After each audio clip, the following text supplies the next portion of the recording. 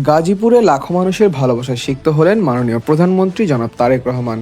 আজ তার কিশোরগঞ্জ সফরের পথে গাজীপুর মহানগর বিএনপি ও অঙ্গ সহযোগী সংগঠনের নেতৃবৃন্দ বিভিন্ন গুরুত্বপূর্ণ স্থানে রাস্তার দুই পাশে দাঁড়িয়ে তাকে উষ্ণ স্বাগত জানান।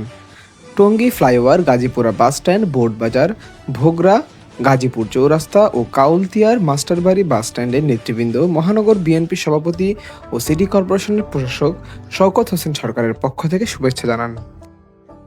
এ সময় ফ্যামিলি কার্ড, কৃষক কার্ড, খাল খনন সহ সরকারের বিভিন্ন গুরুত্বপূর্ণ ও জনকল্যাণমূলক উদ্যোগের জন্য মাননীয় প্রধানমন্ত্রীকে ধন্যবাদ ও কৃতজ্ঞতা জানিয়ে নেতৃবৃন্দ প্ল্যাকার্ড হাতে নিয়ে শুভেচ্ছা জানান।